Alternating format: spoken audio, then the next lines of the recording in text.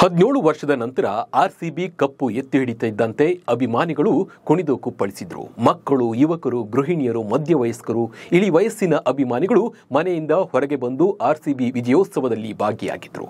ಖುಷಿಯಲ್ಲಿ ಆರ್ಸಿಬಿ ಅಂತ ಕೂಗಿದ್ರು. ವಿರಾಟ್ ಕೊಹ್ಲಿಯ ಕಣ್ಣೀರಿನ ಜೊತೆ ತಮ್ಮ ಕಣ್ಣೀರನ್ನ ಸೇರಿಸಿ ಆರ್ಸಿಬಿಗೆ ಜೈ ಎಂದಿದ್ರು. ಈ ಸಂಭ್ರಮ ಇನ್ನೂ ಮುಗಿದಿಲ್ಲ.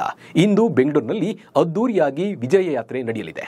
ಹಾಗಿದ್ರೆ ಎಷ್ಟೊತ್ತಿಗೆ ಈ ವಿಜಯ ಯಾತ್ರೆ ನಡೆಯಲಿದೆ, ಹೇಗೆ ನಡೆಯುತ್ತೆ, ನಿಮಗೆ ಫ್ರೀ ಎಂಟ್ರಿ ಇರುತ್ತಾ ಚಿನ್ನಸ್ವಾಮಿ ಸ್ಟೇಡಿಯಂ ಒಳಗೆ ಅನ್ನೋದನ್ನ ನಿಮಗೆ ತಿಳಿಸಿಕೊಡ್ತೀನಿ.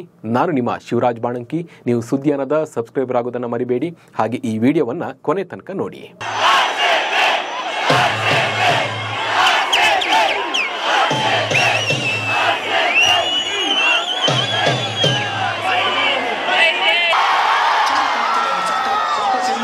ಹದಿನೆಂಟನೇ ಸೀಸನ್ ಐಪಿಎಲ್ನಲ್ಲಿ ಆರ್ಸಿಬಿ ತಂಡವು ಕೊನೆಗೂ ಚಾಂಪಿಯನ್ ಪಟ್ಟ ಅಲಂಕರಿಸುವಲ್ಲಿ ಯಶಸ್ವಿಯಾಗಿದೆ.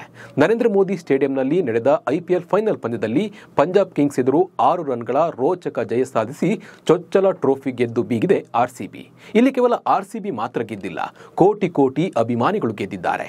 ಈ ಸಂಭ್ರಮ ಇಂದು ಮತ್ತಷ್ಟು ಹೆಚ್ಚಾಗಲಿದೆ. ಕಪ್ ಜೊತೆ ಬೆಂಗಳೂರಿಗೆ ಬರ್ತಿರುವ ಆರ್ಸಿಬಿ ತಂಡವನ್ನ ಸ್ವಾಗತಿಸಲು ಈಗಾಗಲೇ ಸಕಲ ತಯಾರಿ ಮಾಡಿಕೊಳ್ಳಲಾಗಿದೆ.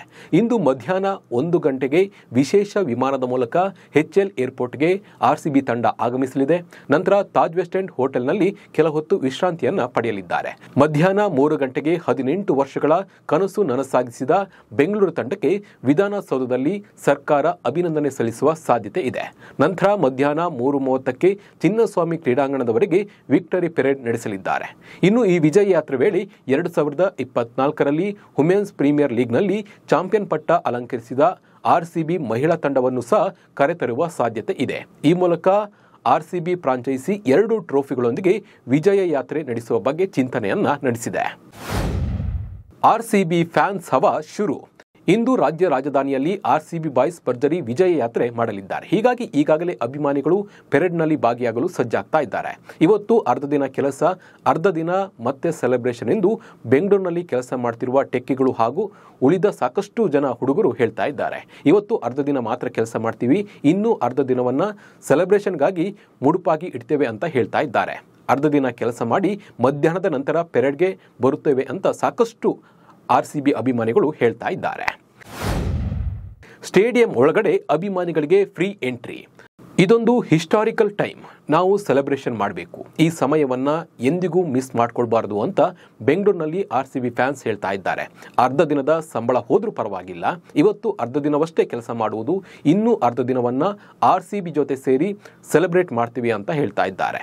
ಸ್ಟೇಡಿಯಂ ಒಳಗಡೆ ಅಭಿಮಾನಿಗಳಿಗೆ ಫ್ರೀ ಎಂಟ್ರಿ ಇರುವ ಸಾಧ್ಯತೆ ಕೂಡ ಇದೆ.